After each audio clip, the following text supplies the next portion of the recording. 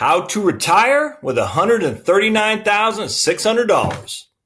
You heard it right. I'm going to show you how you can comfortably retire with $139,600 right here at the Heritage Wealth Planning YouTube channel. Just don't forget to subscribe right there. Hit the little bell. It should be down that side, I think, to hit subscribe. Then when you do, hit the bell to be notified. There's a little bell up there to be notified for future content so you can be kept in the loop of all the stuff we do here today.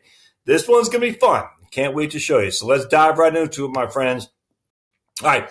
So what we're going to do is we're going to take two fictional characters, Joe and Jane. All right. We always talk Joe and Jane. They just love volunteering for the Heritage Wealth Planning YouTube channel because they're on here all the time. So Joe and Jane, we're going to say Joe has averaged $50,000 a year of income over his life. Okay. So that's what we're going to say for Joe. He's averaged $50,000 a year in income. Now, Jane's different. Jane, when she graduated college, she worked for 5 years. Was that? Yep, 5 years making $50,000 a year. All right. And then she stayed home to raise the kids for the next 10 odd something years. We see zeros here across the board. So from 1989 till 2002, what's that? 13, 14 years, some of that. She didn't make any money. She stayed home raising the children. So she made, right out of college, she made a good, decent money.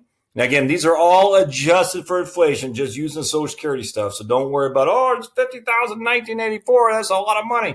No, we're indexing it for the Social Security number. So, and I'll show you what I'm talking about here in just a second. So 50, 50, 50, the first 5 years. Then she met Joe, got pregs, and she stayed home for the next 13. Then she went back to work when the youngest was going to high school, and she was making $40,000 a year for the next, 2003 to 2017. That's roughly 14 years. So Jane essentially has 20 odd years of income, and when you total all these numbers, the 50,000 for 5 years and the 40,000 for whatever that many is, she has a total average. Her total indexed earnings is $850,000. All right. So let me just go show you what I'm talking about. Social Security, and this is what they show you, that your average or your nominal earnings, and then your indexing factor. So going back to Jane, if she made $15,372 in 1984, that Social Security makes that the equivalent of $46,000 today. So essentially, that's what that is. So $40,000 today would be $12,000 back in 1984, $13,000.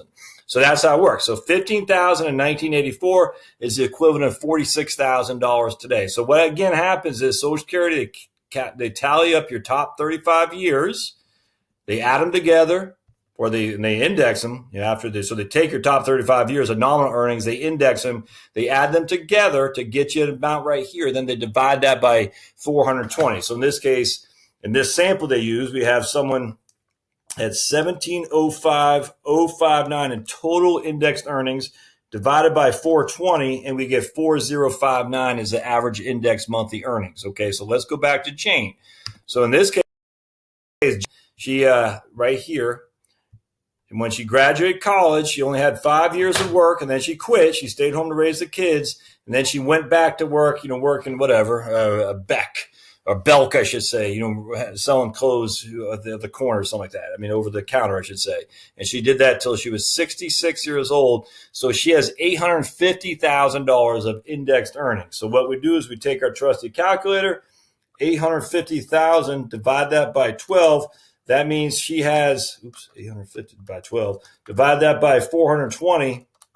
That means she has an average index monthly earnings, AIME is $2,023. So bear with me. There's a method to my madness here. 2023. That's her AIME. All right. So we're going to write that down to 23. And that essentially means if you times this number by 12, that means she made about $24,285 a year on average for her average index.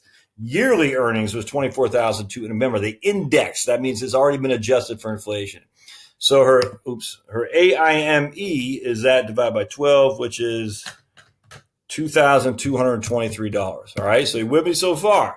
That's what Jane's AIME is. Now, Joe, on the other hand, is going to be easy. We're just going to say Joe averaged. So we got to put 24,000 roughly in here. Joe averaged 50,000 a year. So his will be easy. We'll say his average yearly index earnings are 50,000. We times that by 35, and we get Joe had 1.75. We go times 35, boink, and we go here, boink, this, that. And so Joe, oops, what did I do? Hold on just a second.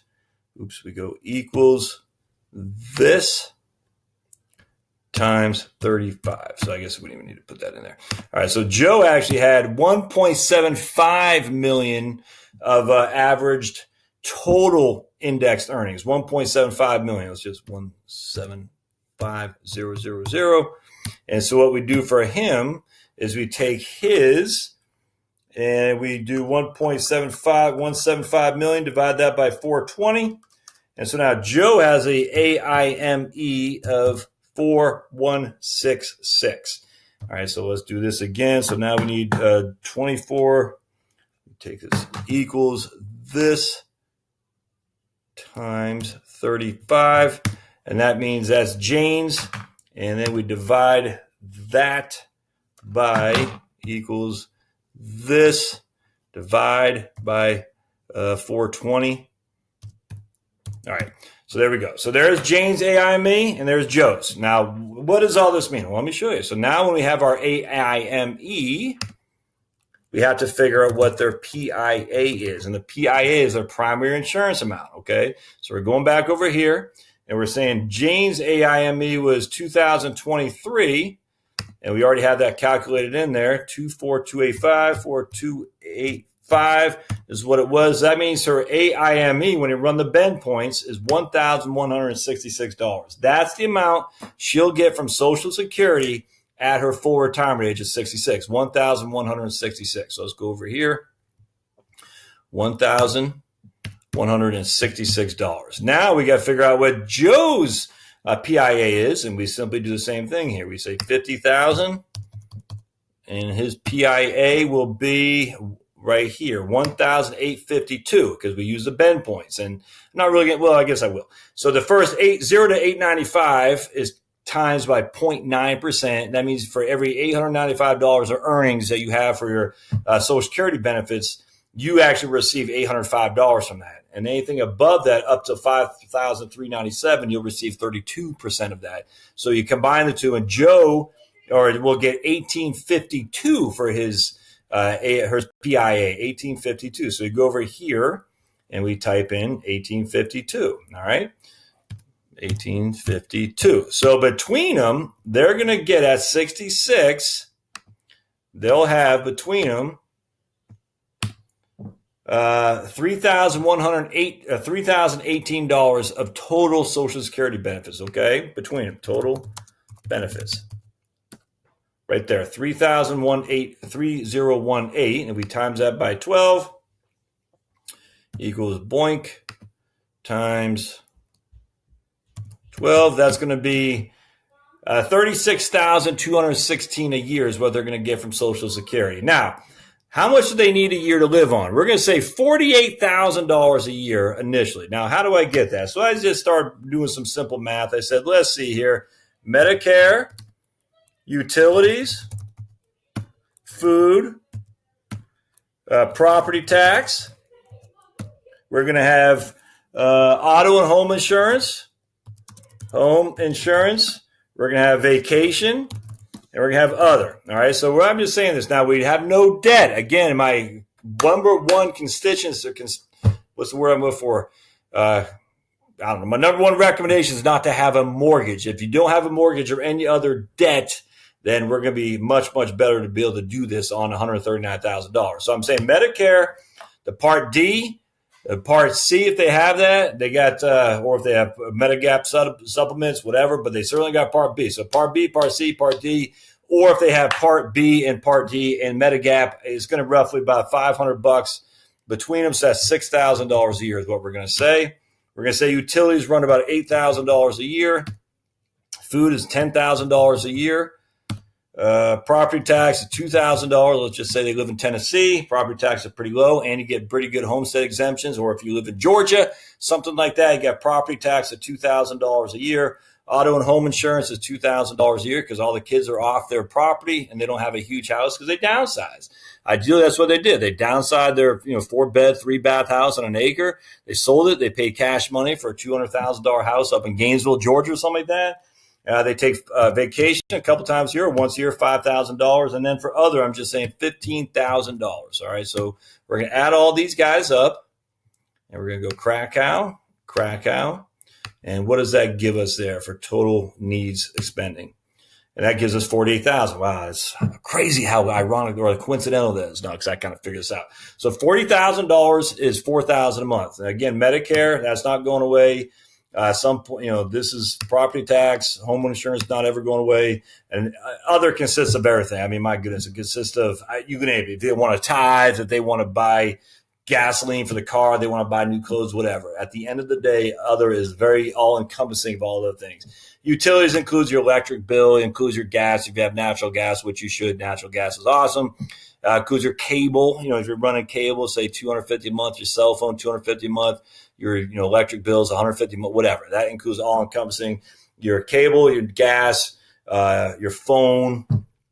The people come out there and collect your trash and all that, your water. All right, so $48,000. Does that seem crazy? Again, if you don't have a debt, no, it doesn't. And then again, property tax on a $200,000 house here in Georgia and Tennessee is $2,000 is not outlandish. Auto and home insurance is just not a likely issue for a home, burning down necessarily. It's just not all that expensive as you get older. The big ones right here is the other. That is really all inclusive. So that's $4,000 a month, of which $3,000 a month comes from Social Security, which means they need $12,000 a month. So here's what we need. We're at 66 years old. They need $48,000, and they're only getting $36,000 from Social Security. All right, with me so far? Now, what happens is they hit 71. So 5 years go by, and I'm actually saying they're spending less. I'm saying they don't go out as much. They don't vacation as much. They don't spend as much food. Maybe whatever. I'm just saying they don't spend as much.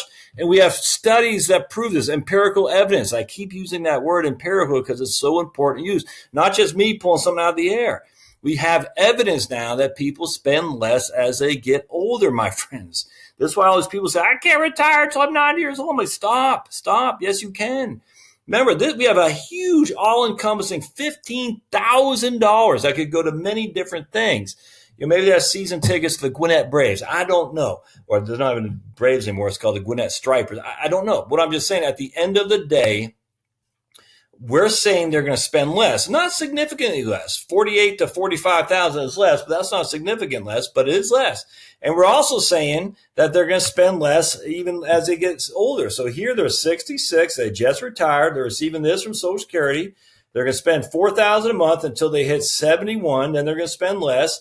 Then they hit 76. They spend $40,000 a year. Now, the interesting thing is we have the evidence from the BLS, Bureau of Labor Statistics, says they can actually probably going to spend 22% less when they hit 75 or 80 or so. And so their spending would go down from 48,000 to 37,000. I'm not even saying it's going to drop that much. I'm not. I'm just saying it's going to drop, gradually from 48 to 45. Again, this has all been adjusted for inflation. We're not getting cost of living adjustments on Social Security. The index for inflation has already been counted, as we talked about for the Social Security thing I just showed you. That's the only thing that's looking at inflation is the past, what you made in 1984, 1985. But Social Security is staying the same. Your expenditures are staying the same. We're not changing anything. Everything stays the same. All we're saying is at the end of the day, we have a deficit here of 12,000. All right, so we need a 48. So let's just show you. Say equals this minus that. All right, so that's our deficits right there. And we can run this guy down, boink. Now watch what happens though. And we run that guy down to there. All right. So when you factor all these, so the first couple of years, they need, roughly $12,000. That's their deficit that they got to make up because they need 48,000. They only got 36 coming from Social Security.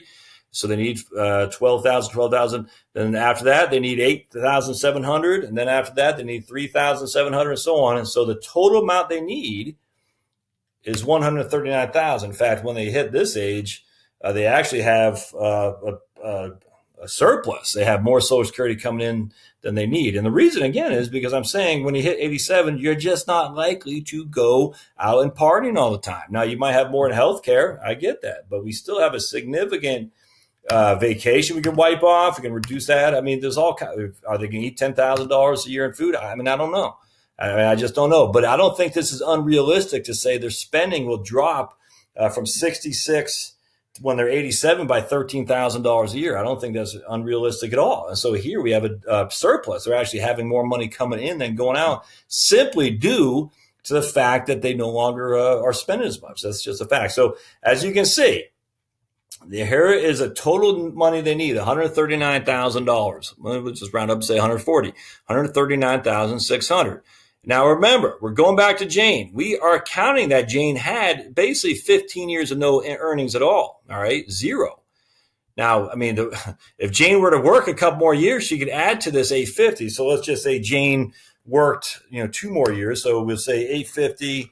We'll go up to 9. So she added $80,000 to 850 plus $80,000. So now her thing would be $930,000, not $850, because that extra couple years of working would take one of these zeros off and add $40,000. So 930. Let's just do this down here. $930,000. Divide that by 420. Gives her 2214 as an AIME. 2214. Now times that by 12. Let's see what that does to her Social Security. That means 26571. So let's see what that does. So basically what we've done here, just remember, we added 2 years of $40,000 a year. Those $40,000 a year wiped 2 of these zeros off the mat. So they changed this 850 to 930. Now you take the 930 because we're average index total earnings. That's the top 35 years that you have, add them together. And then you get 930, divide that by 420. That gives us our average index monthly earnings of 2214. I'm just simply raising that times 12 to show you what the annual benefit would be. So 26571. We go to my trusty calculator, which I derived here. And we're going to say 26571. Add that. Now her benefit went from to 1227. Look at that. She added an extra 1227 now. 1227. Look at that. So she just added another $70 a month to her Social Security just from working those 2 extra years. So again, that just shows you that if you want to increase your benefits, you can. And actually, because she worked those 2 extra years, what would happen is she'd actually get 8% yearly increase because she's not filing at 66, she's filing at 68.